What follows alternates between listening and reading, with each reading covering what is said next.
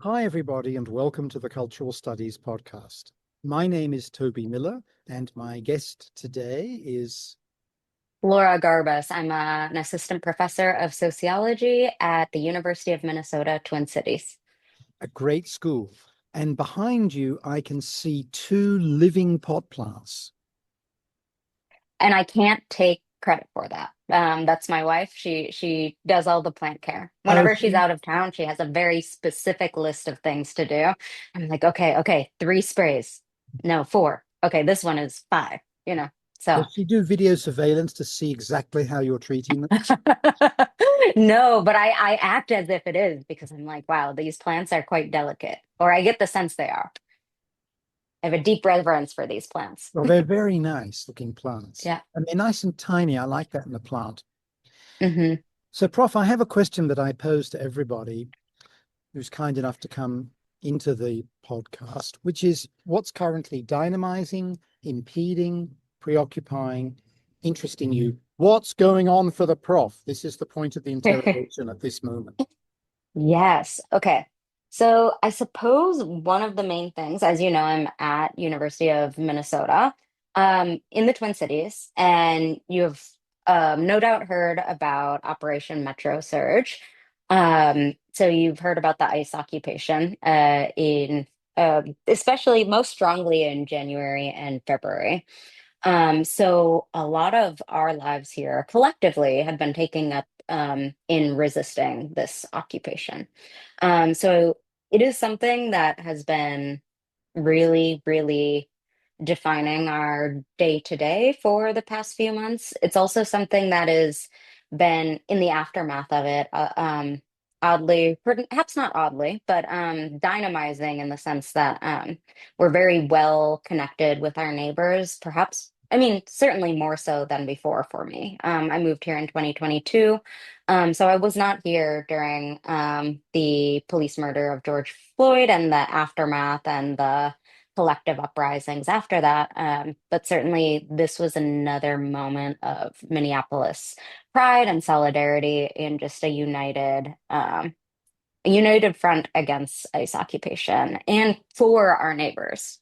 So right now, still, um, our lives are looking like figuring out a more sustainable sort of mutual aid and sort of mutual care networks moving forward. Of course, this really affected people's day to day and now has lasting economic and work ramifications. So that's what's going on over here.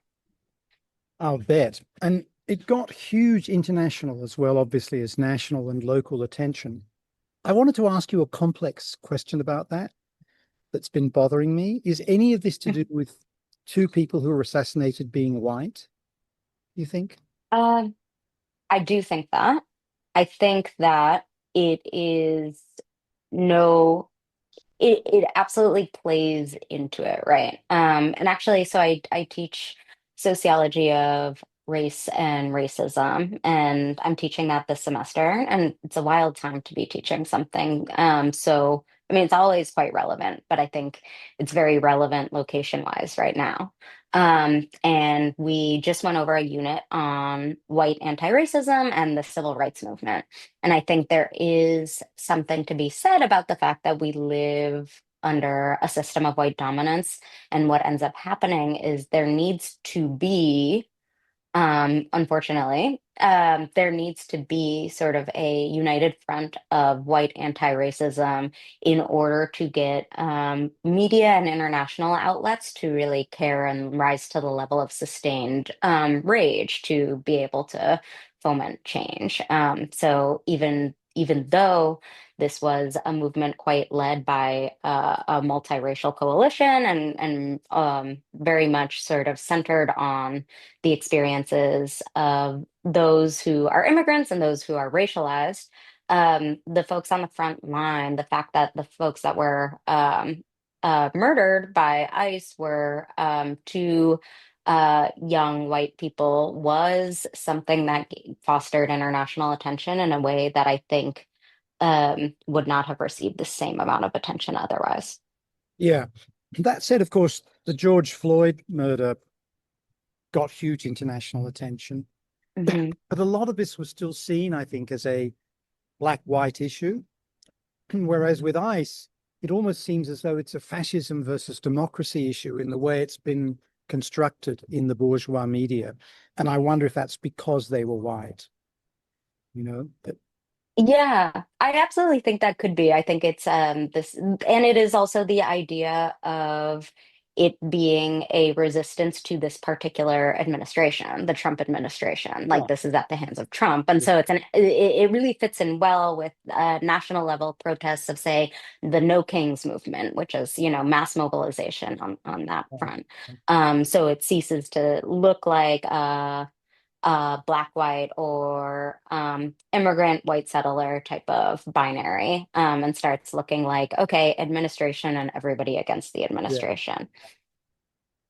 No, very, very interesting and tragic, the whole thing, but also Hmm. inspirational to see this resistance and to see that folks are coming out to protest and support and defend people who are, in inverted commas, not like them necessarily, Hmm. right? Right, right. Like being able to talk, do logistics, provide care across a difference in a Right, way right. that is sort of not the business as usual. Yeah. Absolutely.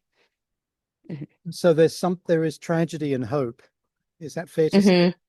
Yeah. Very fair to say. And so I have a pen pal who is in Lisbon, Portugal, and she sent me a message, but then also a few pieces of art, things like this. And she was saying, all over different windows and storefronts and collectives in Lisbon, she has been seeing these sort of ice out type of messages of solidarity saying we're with Minneapolis. So I thought that was really And powerful as well. the Winter Olympics in Italy, right?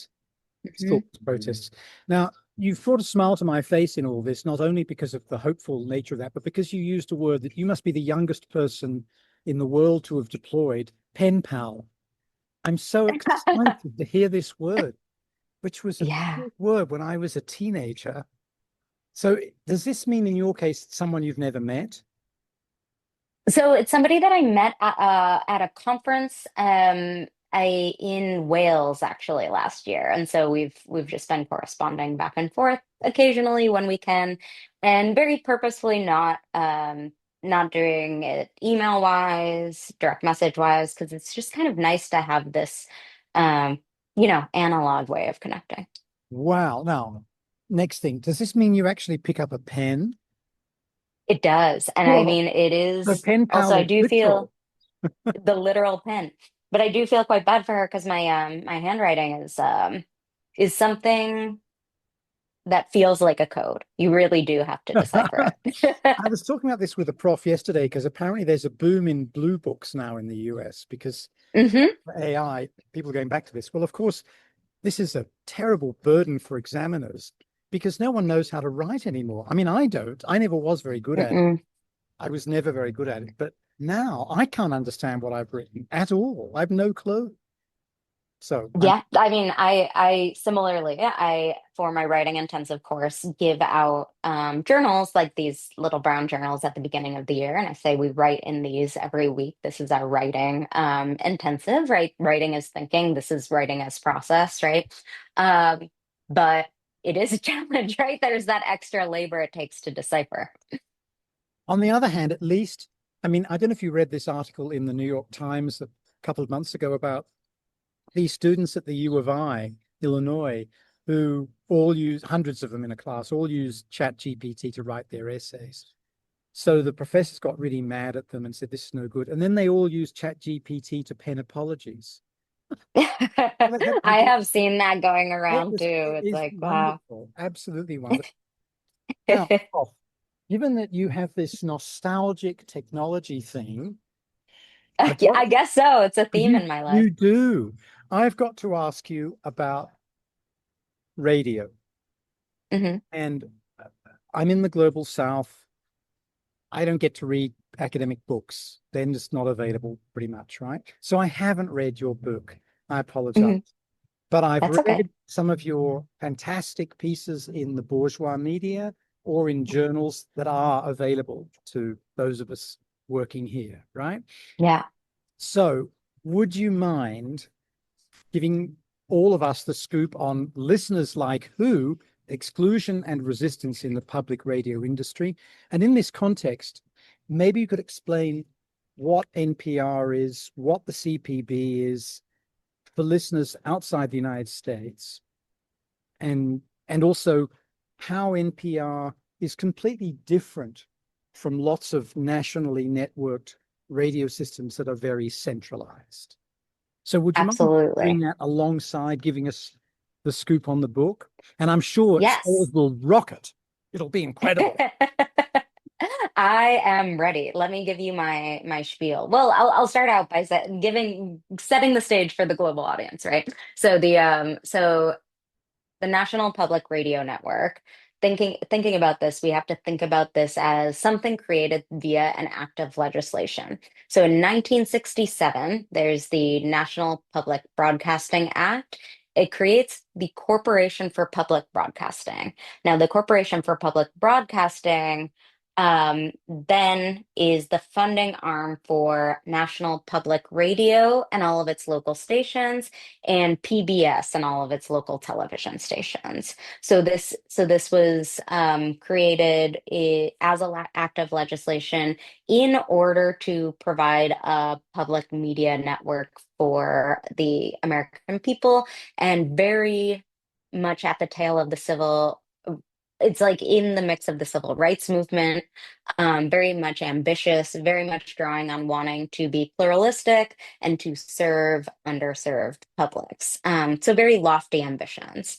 These ambitions were carried out by mostly white bureaucrats. In terms of who was in the room when they were thinking about pluralism. So this ends up being sort of the nuclear sort of empirical puzzle, as you would say, as a sociologist, right? Oh, okay, a something that has such lofty goals for pluralism and for serving underserved publics being actually quite catered to a narrow white dominant elite set of publics. Okay, so that's what listeners like Who is all about, looking at the history of this through institutional archives, but then also crucially, and I think the most compelling part of the book is looking at it through the perspectives of contemporary people of color in the public radio industry, now that it is diversified by quite a bit in the last 15 to 20 years, and in fact is better than its commercial counterparts in terms of racial diversity. But it's often associated with this public radio voice, it's called, and that's often seen as a white, low, slow type of voice that is associated with um, mostly white, civic-minded, centrist liberal elite milieu. And that to me is really interesting. How did something that is a public good um, get so captured by very particular elite interests?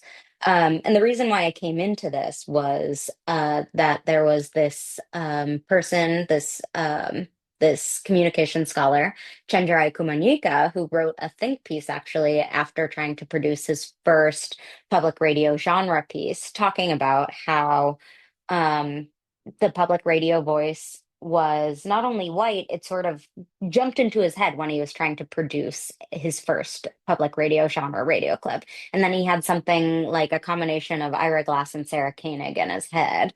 And as a black man, he was like, okay, the voice that came out of me was not the voice that I expected to come out of me. And I had a lot of experience behind the mic as a DJ, and in music, and so this doesn't quite make sense to me. And he had to take several takes before he could sound more like himself.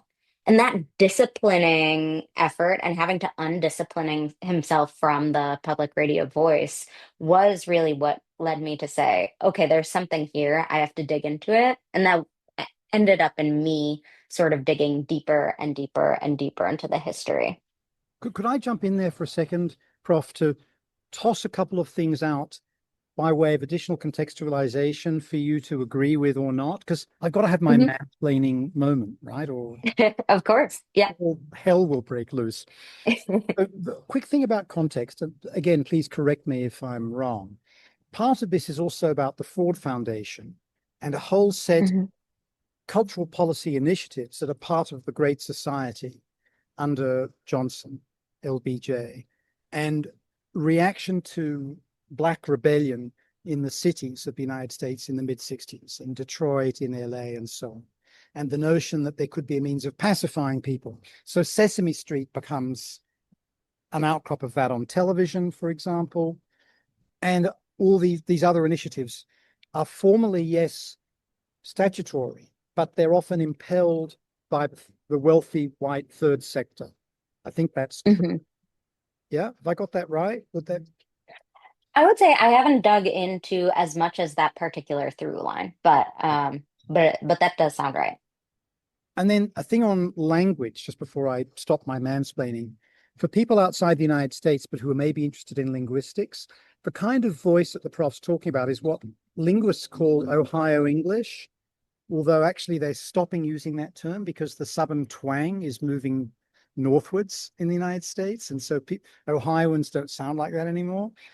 But it's also known colloquially as NBC English, right? And it is this white, soft spoken, reasonable, you know, voice in inverted commas. And in Britain, it will be something like the way I sound in British English, received pronunciation. And there are all kinds of other versions. It's meant to be not regionally or ethnically or class marked, while being very marked regionally, ethnically, and in class terms.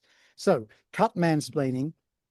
Tell us now, having had that springboard, how reacting to this think piece got you moving with your research for the book. So simply, and thank you, that is helpful context. And thinking about this as the voice from nowhere, that is actually quite specific. Um, right. So I have this, I'm marinating over this think piece. I'm in the beginning of my graduate studies saying, okay, well, what am I actually going to study? And I saw this think piece really take off on Twitter when Twitter was Twitter. And there was this hashtag pub radio voice.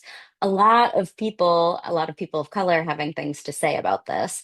And it was interesting. I thought, okay, this is a lot about theorizing around the color line without explicitly invoking it. Like people are doing social theory in this, looking at the this mismatch between their understanding of this voice and the white dominant understanding of it.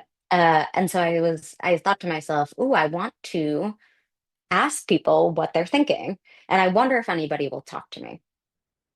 So turns out I developed this dissertation project, and I have this vision of traveling the country and going to different public radio stations in 2020. And I'm set to start in March 2020. And, March 2020 did what it did. Ow, ow, ow, bye bye ethnography.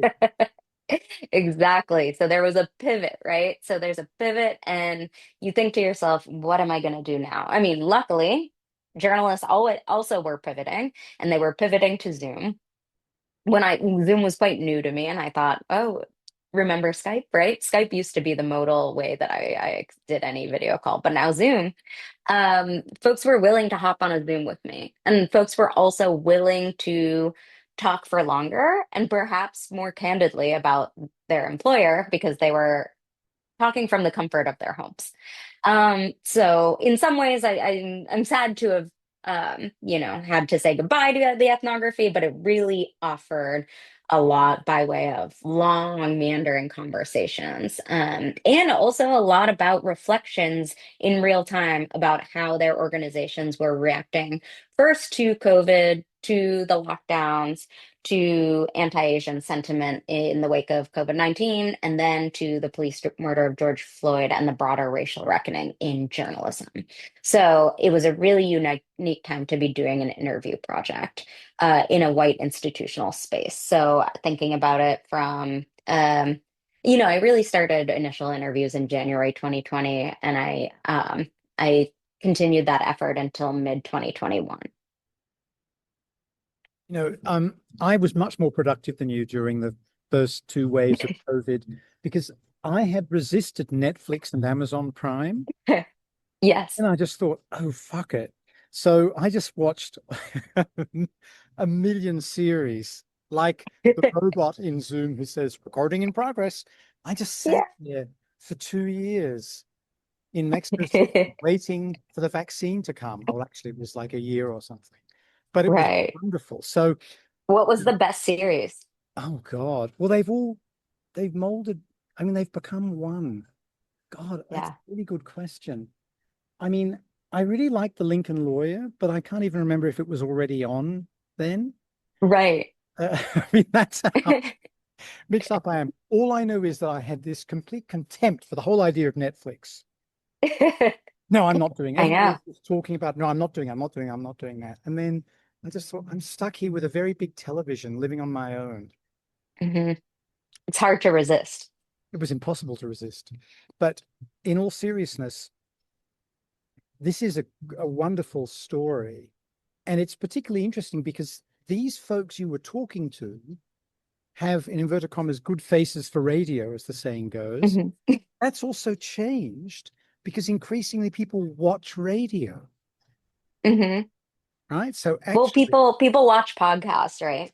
they Um, well they watch. Well, that was, and actually that became a boom during COVID, the hmm. video podcast, and so there was a massive, mad capitalist rush of money into video podcasts. And then after after COVID, if we can use that expression, the numbers went down. So it's a classic story of communications technologies and genres where capitalism is totally irrational and crazed. Right. So you conducted these interviews with a lot of producers, talent, and so on. Can I ask about some of the things you uncovered without wanting to give away the total scoop of the book? Yeah. Were there age, race, gender, regional differences and similarities in the stories that you encountered or you analyzed? Um, yes. So I mean, I'm happy to give away the some of the spoilers, right? So let me give you the brief overview. So I think what I came around to was understanding, okay, most of the people I'm talking to have this sense of throughout a public radio story, there are certain points where voices get evaluated. And during those points, whiteness really comes into play. And I think it's very important that I was only interviewing people of color in the public radio industry to understand that unique vantage point. So, folks talked about sourcing stories. So, finding sources to speak on air, finding experts, or finding people that they want to interview about their experiences. It was very important that people got good talkers. Now, what does good talker mean? Good talker is a very vague term, right? And so you can employ good talker without saying something explicitly racial or class based, right? But and I'll just take one example because I think it's so indicative. Darren, this black broadcaster who told me, okay, when they mean good talker, they mean institutional white voices. And I thought institutional was so instructive. And then he went on to think, I'm talking people who work at fucking think tanks. And so it's all Sorry, about say again. people I'm talking people who work at, fucking think tanks. oh, fucking, right. Of course. How could I have missed Yeah. that out? Oh, so this essentially means in the United States, Brookings or the American Enterprise Institute. I mean, there are thousands of these Yeah. bastards, but they're the big Right. ones that represent the Democratic Party on the one side and the Republicans the other. Is that fair to say, Hmm. off? Yeah, that is fair to say. And I think he was using it as a stand-in, like think tanks, but also, um, academic institutions, very much like institutional voices that also have been trained to speak on air, that have this particular comfort with this back and forth, like we're doing right now, right?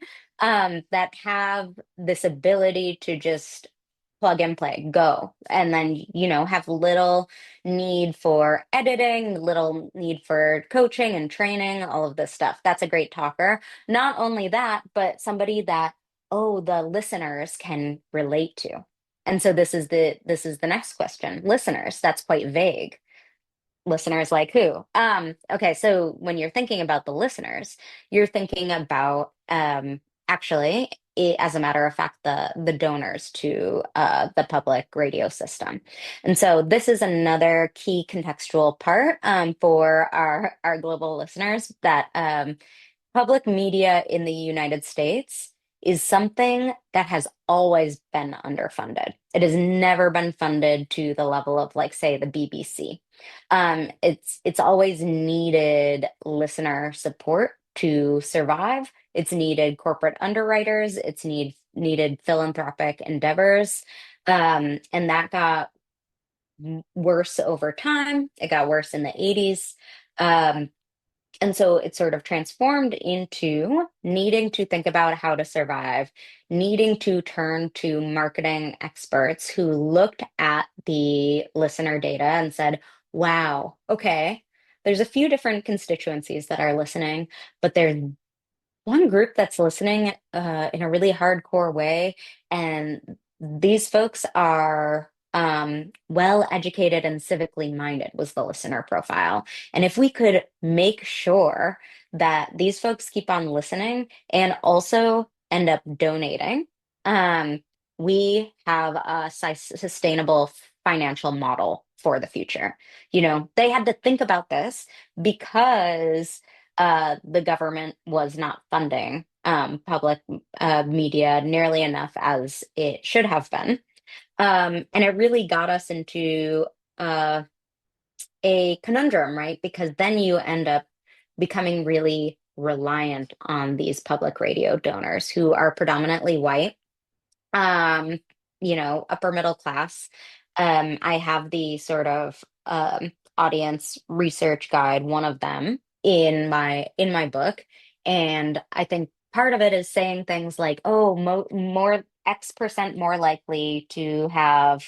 What's known as a Roth IRA account, X% more likely to go to a museum, things like that. That is code for privilege, code for class, code for racial markers.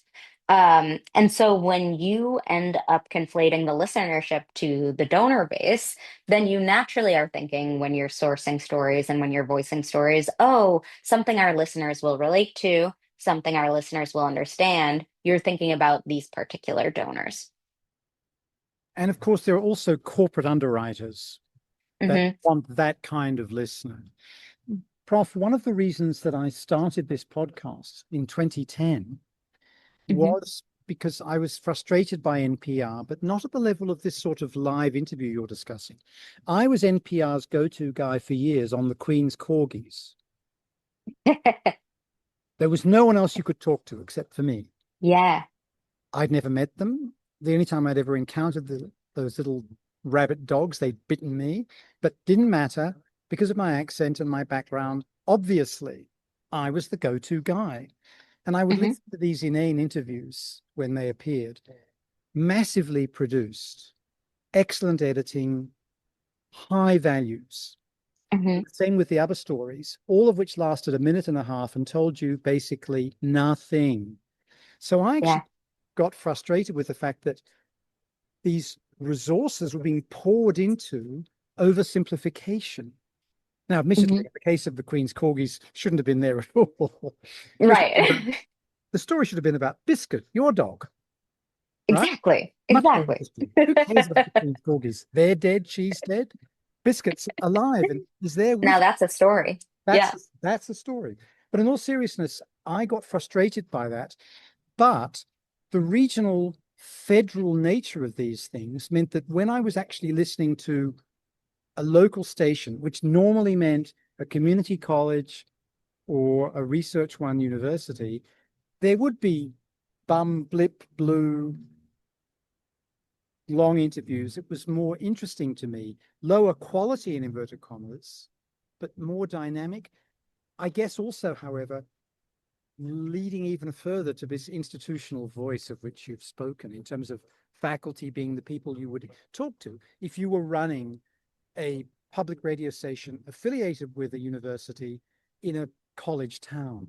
So not Hmm. Minnesota, not Chicago, sorry, not Minneapolis, St. Paul, not Chicago, but somewhere tiny. Do you know what I mean? I can sort of see the Yeah, two difference element. between the regional and the national Explain a level bit being about that, absolutely how that different. actually functions and what that's meant Yeah. in racial terms. Hmm. So National Public Broadcasting Act passed in 1967. Okay, but we actually have to create an infrastructure. What is this going to look like? What this looks like is the Corporation for Public Broadcasting becomes a funding arm. It actually goes ahead and funds local member stations. And then those local member stations buy their membership and buy packages from National Public Radio, right? So when you actually listen to your local station, you will hear a combination of these local stories, like Minnesota Public Radio in my case, and the National Public Radio coming from a combination of DC and LA, these two national hubs for National Public Radio. Um, and so funding varies quite uh like funding varies greatly depending on where you are, whether you're, say, operating in rural Alaska or operating in Minneapolis, St. Paul. You're going to have a very different set of corporate underwriters, funders, philanthropic organizations. So what that means is since the Corporation for Public Broadcasting, as maybe your listeners know, ended up closing under Trump's administration. It just closed in the last month officially. Now that that funding arm is closed, that is um, unfortunate for every single local station because you're losing Corporation for Public Broadcasting appropriations, but it is devastating for some stations. It is devastating for local stations in rural areas. Ironically, it's much more devastating for folks in Trump strongholds patterns wise. So there is this irony that I end up I talked about a few months ago in an op-ed around here, where it's this strange thing where Republicans have really created this discourse around public media's elitism and these charges of elitism, and yet they keep on doing things in order to um, actually strengthen the coastal elite power within this particular network and actually drag down local stations that actually more rely on the Corporation for Public Broadcasting, if that makes sense. Um, because when the Corporation for Public Broadcasting closes, the people hardest hit are going to be folks in rural areas and in existing news deserts that Republicans to purport to care so much about in sort of populist rhetoric. And here's the irony, right? Because in the United States, almost all commercial radio now is heavily networked. So whilst, yes, NPR is a national network, these local stations provided the only local news available to Hmm. MAGA people, Hmm. MAGA Yeah, people. That is an extraordinary thing, I think. And yeah. often it's truckers driving across the interstate who are listening to NPR and local affiliates and so on. It's not just this middle class notion, right? It Hmm. actually performs very important functions, Hmm. ways that aren't often thought about, or Yeah. don't seem to have been thought about by the Republican Party. Although it, Right. And I will say there were a handful of Republicans during that time that were saying like, "Oh, actually, this provides necessary weather coverage to my community, ah, like the very remote communities, all of this stuff." But the falling in line nature under this administration is just so great and overwhelming, and there's such a lack of a clear resistance within his own party that like even that would not did not really make a difference.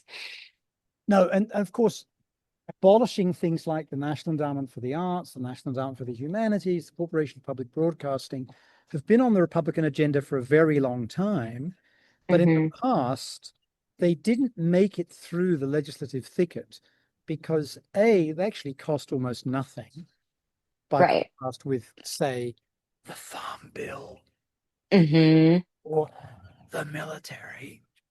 Yeah. But also, there are large numbers of conservative people who like the National Endowment for the Arts, who like the National Endowment for the Humanities, who like local radio. But as you say, Hmm.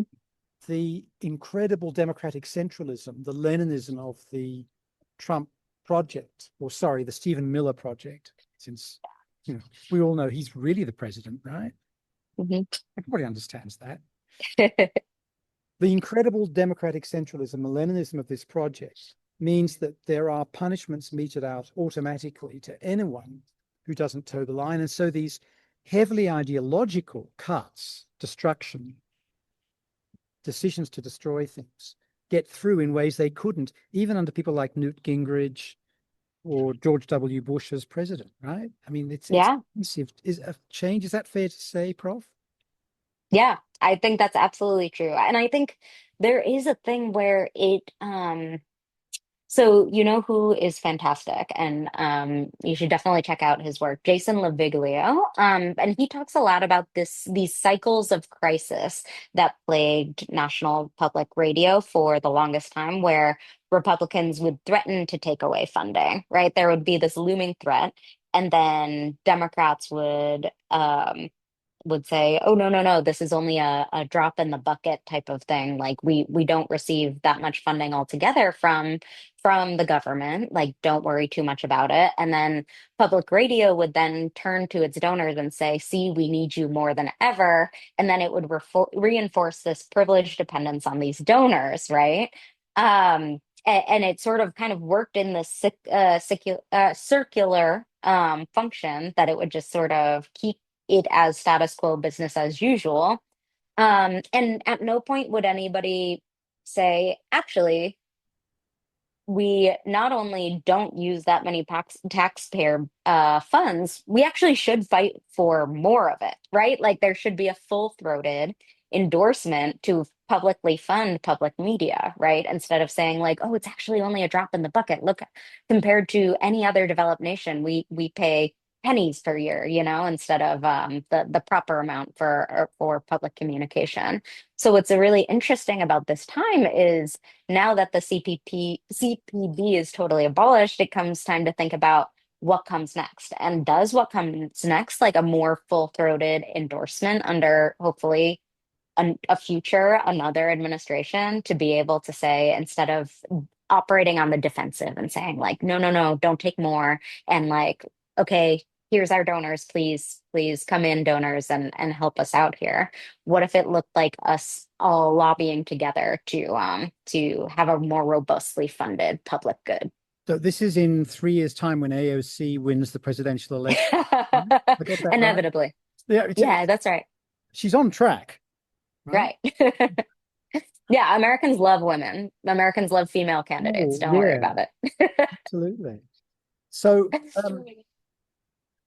can you, oh, can I ask a personal question about this, which Sure. is why radio for you? And secondly, explain to people who might have a very teleological internet worldview that radio is not losing listeners. It's actually enormously popular all over the Hmm. damn world. So the first part of the question Yeah. is, Prof G, why you and radio? The second Yeah. question is, assuming I'm right, and I think I am, can you please tell people that radio is not dead, dying, or unimportant? It's not. It's not. Okay, we'll go one on the other. Why radio for me? Frankly, it was a theoretical question that I brought to bear on this empirical thing, because I was very, very taken in graduate school with this concept that Jennifer Lynn Stover, sound studies scholar, coined, the sonic color line, which is building off of W.E.B. Du Bois, right? And so it is the structuring mechanism that divides white society and the darker races in the 20th century, but focused on how that shaped the American listening ear. And I say, okay, how can I really understand the white American listening ear? This is the perfect case to understand the white American listening ear, the lack of visual cues. So that's why I started on this journey, right? And I was always interested in this linguistic portion of racial equality, and who gets what, when, where, and why is that associated with who is considered authoritative and who sounds legitimate and who decides who sounds legitimate. So I came to it much more theoretically. But since digging into radio, I've understood just how crucial it is, both here and globally. Okay, so several things. One, talking about news deserts, talking about information deserts.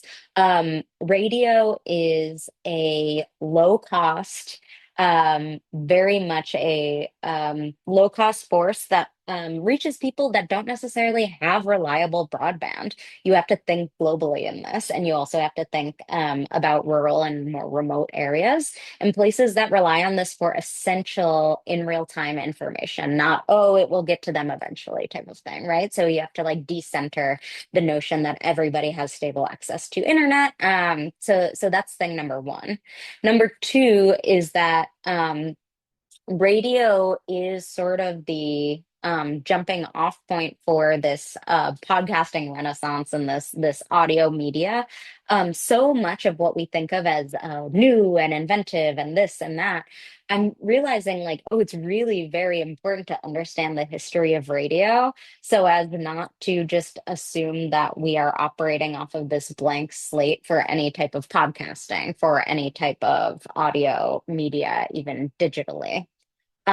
Third, there's lots of forms of resistance, like pirate radio, and even digital pirate radio that offers sort of a hyper local points of community building and resistance. And then on the sentimental end of things, and this may be this sort of technological essentialism, but I do think there is something so special about radio in terms of building empathy. It's this type of medium where somebody is speaking into your ear. It's quite intimate. I think of it as a quite intimate medium. But this is also showing again my um obsession with the voice, both literally sonically and also metaphorically. My next project now is on audiobook narration because I think there is like something so special about speaking directly to another person in a way that that is a bit more pared down. It's the voice and you, and you're contending with that, and you're contending with the stories. One of the words people often use is warmth. I started working in radio as an 18-year-old, Hmm. and my father had started when he was 17, and he had read the news during the war. For people of my generation, Prof, the war means Second World The War. Second World War. And of course, in the United States, it's the justification, the casus belli for everything, because, hey, we did something good. Mhm. Maybe 25 million Soviet citizens died, dubious, but they didn't really do anything. We did it all, etc. Right? Same for the British. But one of the things he told me that he did when he was starting out, reading the news like I did, along with I did everything people do in radio, was to imagine that he was speaking to a single elderly person, possibly a little hard of hearing, Mhm. who needed kind company, Mhm. even when reading out things like the Second World War's disasters. Yeah. And I wasn't reading out anything nearly as interesting as that. I was reading out things like who won the under-8 breaststroke championship this weekend, Yeah. right? Because, again, as with the corgis, you give a guy like me the serious stories that matter. Exactly. The hard-hitting news I never graduated to biscuit, but I was on the runway there. up there. I could see where biscuit was above me. There was some sort of ceiling there that I couldn't get through. But in all The seriousness, biscuit ceiling, yeah. I think that was great advice from my father.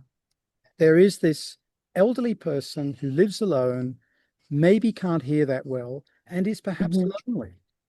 And try to talk to them. Don't talk to other, I did this between the ages of 18 and 23, people your age, or let us say, listeners like you Hmm. in the broadcaster. That was Hmm. really great Yeah. advice.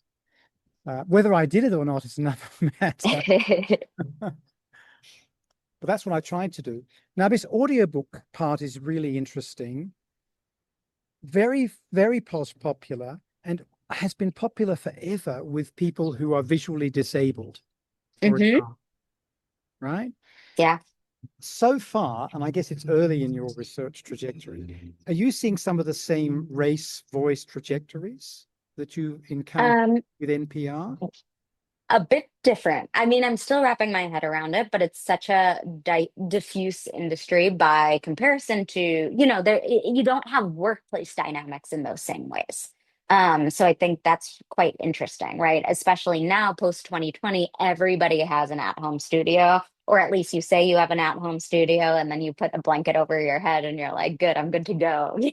And let's hope they don't notice the final tape. But there are some things that are quite interesting. First, I did not expect this, but a lot of folks saying, "Oh, when I'm thinking about not a lot, but a handful." People are saying like, "Ooh, public radio voice for me is sort of the standard of making sure that my voice is understandable and intelligible." So to me, that's something where it's like, "Oh, the sheer influence of." This quote unquote public radio voice has really made its way outside of radio into other media.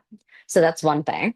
The other thing that's quite interesting to me that I've found is that in the wake of the racial reckoning, I asked them, like, what's the difference for you? And a lot of folks are saying, like, oh, now there's a lot of discussion about authentic casting. And so I asked, what's authentic casting? And authentic casting is essentially making sure, okay, if the main character is of a particular race, like that character should be voiced by somebody of that same race. Now, it's something that is sort of very fluid and contentious in the sense that some folks say, all right, in theory this is quite nice, but say I'm a black woman and my main accent, my like best accent I can do is received pronunciation.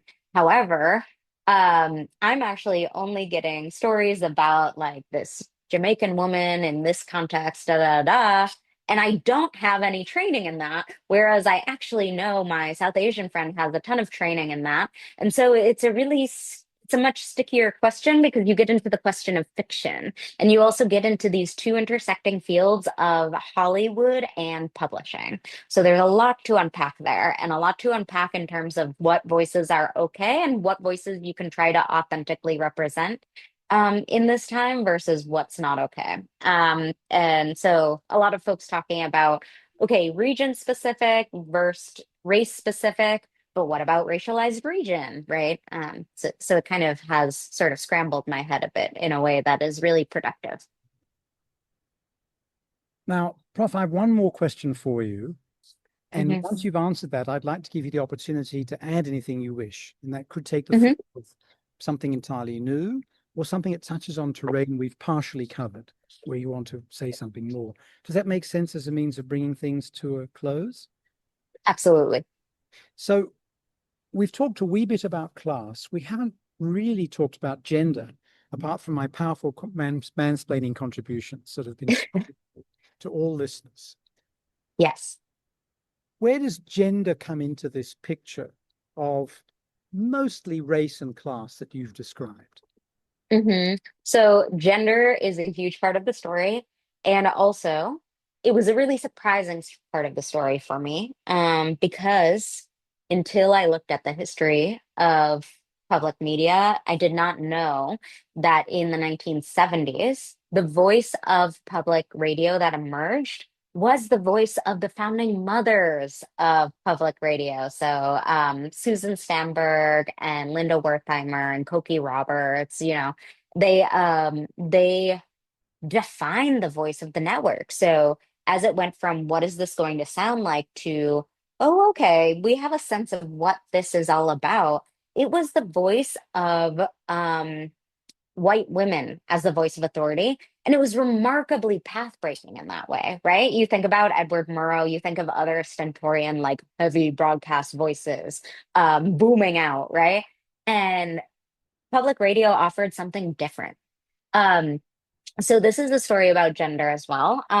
It is a story too about the fact that this was not a taken for granted thing. White men were the majority sort of decision makers and the board members and the people doing the initial program management and hiring, but there were white men within that who said, hey, listen, these women are really highly qualified. They are coming from broadcast training backgrounds, and they are frankly not going to get the same opportunities that men have in the commercial sector. And we don't have enough money to pay the rates of men, right? So, I mean, it is like this thing of like, oh, there's this open-mindedness and progressivism and this very clear like money issue, those things happening at the same time. And as these women were finding their voices on the air and were doing really powerful stories, very path-breaking stuff, um, as they were getting complaints from listeners, from other executives, all these places, um, there were a group of men in there that said, hey, listen, we are going to keep them on the air. We are going to ignore these complaints until it's sort of sedimented into, listen, this is the voice of public radio, take it or leave it. So amazing work around gender, specifically around white femininity entering the space as like an acceptable form of authority in the 70s and 80s at a time when that was not thinkable. Now let's talk about gender across the color line because there's a very particular woman's voice. And that also opened up space for white men to speak in a multiplicity of different ways in terms of gender and femininity versus masculinity, opened up the spectrum. Across the color line, however, that has sort of been a slower uptake because of its white dominance, right? So I would say that I ended up finding that for some of my interviewees, they felt a sense of slowness to change for a while, in part because there is this mythos around public radio as being so progressive, so forward thinking, like, aren't we so morally certain, right? That inhibits change in other ways, right? Because there's this attachment to this particular type of voice that opened up the door for some, but not all. And so I think that there was not only like a racial reckoning in terms of hiring, but also a vocal reckoning after 2020, thinking about, okay, let's break down our moral certitude and think about whose voices did we decide aren't going to be sort of the voice of NPR, and how can we push and insist upon it for our listeners, saying, these are voices you're going to have to get used to.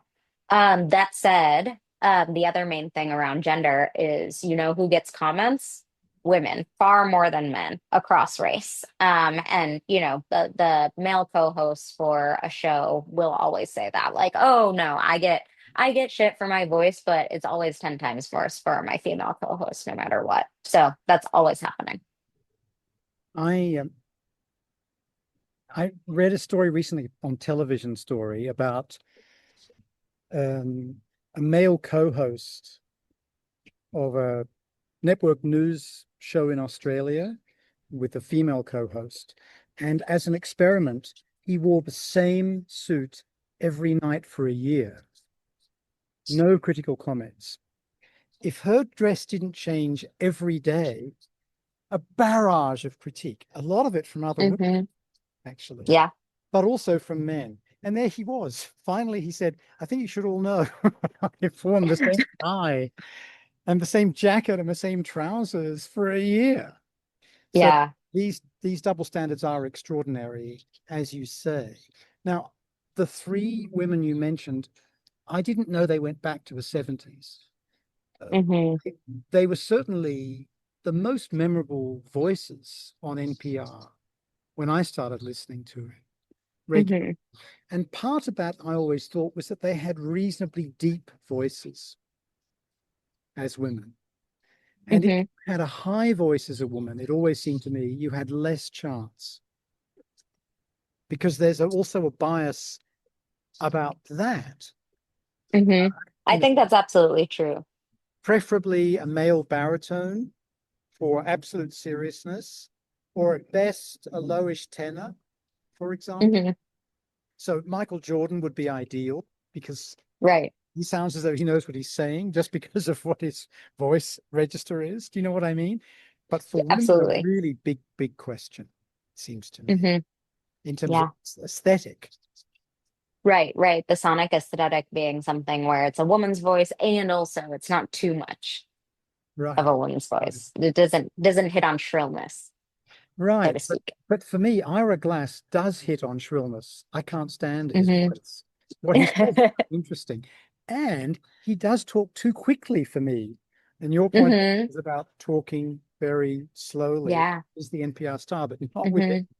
He's just blah, blah, motor mouth. Anyway, Right. sorry. And what's interesting is he like got that feedback when he was at an official like local station, starting out. So his voice is Ah, another sort of path breaking one, and it's this yeah, irony and of good like on he went him. his own way and then, but then also he went his own way, had a signature voice, but now you see droves of people talking like him. So you can see this sonic It is aesthetic shifting interesting. over time. And these sorts of prejudices, like mine towards Ira Glass, are almost universal. You've got to fight against them to accept a real Right. rainbow of voice. So, Prof, to conclude matters, is there something you'd like to add? As I said, that could be something that touches on terrain we've partially covered, or it might be something entirely new. Mm, let's think about this. Um, I suppose I do want to talk about the um, sort of progress that has been made in recent years. So thinking about say Aisha Rasco. Everybody brings up Aisha Rasco. So for not people that do not listen to National Public Radio, Aisha Rasco is a Black woman who is a major host on one of the All Things Considered shows, which is one of the major shows on NPR. She's also a Black woman that is audibly Black and audibly Southern. And I think a lot of folks have noted, oh, okay, this is progress. We're making progress. I will say that is true, and it will become a question of whether they will keep on supporting more and more folks like Aisha to come onto the airwaves. But at the very least, people I spoke to talked about how they were more able to open up sounding like themselves, quote unquote, talking more like their own speech community after hearing Aisha Rasco in such a voice of authority. So you can at least see the ripple effects of happening at local station levels of people being able to really kind of jump more into undisciplining themselves away from the traditional thought of what a public radio voice can sound like. And I think that that's really telling and something very encouraging, even as we see other backlashes abounding and also all these DEI jobs that spiked post 2020 sort of drying up now. We at least see sort of hope in terms of people actually changing their minds and wrapping their heads around a different set of voices that they can latch onto as role models and possibility models. So um, ending on a hopeful note. Thank you so much, Prof. Please tell your wife from me that the plants are looking in good shape, even though they haven't I really will. needed to for an hour. The biscuit has not been eating them or licking them or I anything know, like big that. success. Part of it is he can't reach them, so it's key. It was wonderful learning from you, um, both your written work, but also from chatting to you today. I very deeply appreciate the generosity you've shown in spending time with us. Yeah, it was a pleasure. Thanks so much for the conversation.